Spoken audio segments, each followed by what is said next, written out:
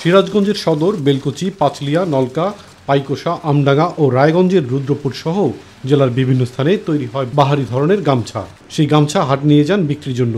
এখানকার গামছা গুণে মানে ভালো হলেও তুলনামূলক দামে কম, তাই এই অঞ্চলের গামছার চাহিদা রয়েছে দেশব্যাপী।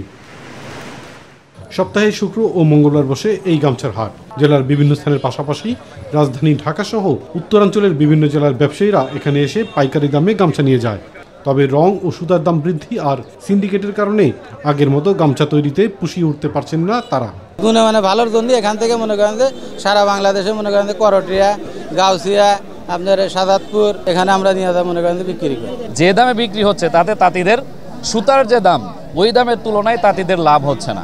আগে সুতার দাম কম ছিল, গামছার দাম মোটামুটি ভালো আছিল, গামছার চাহিদা অনেক ভালো আছিল, অনেক দাম বেশি কিন্তু বর্তমান সুতার দাম বেশি, গামছার দাম কম।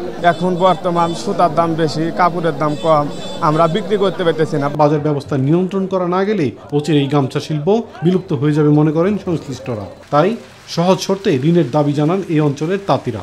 আমাদের এখন চাহিদা নাই, আগে যে পরিমাণ তুলনায় চাহিদা ছিল এখন আর গামছার এরকম চাহিদা নাই।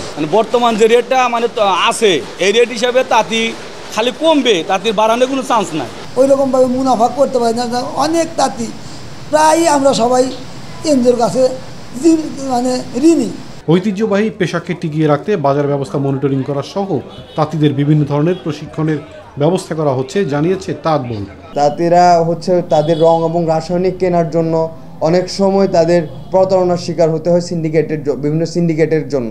তো সেক্ষেত্রে আমরা খুবই রিসেন্ট বাংলাদেশ তাঁত বোর্ডের হেড অফিসে আমরা সেটার জন্য সুপারিশ করেছি। সিরাজগঞ্জের প্রায় 100 বছর প্রাচীন এই গামছার হাটে প্রতি হাটেই প্রায় 2 থেকে 3 কোটি টাকার গামছা ও সুতা বিক্রি হয়ে থাকে। ইলিয়াস কমল, মাই টিভি।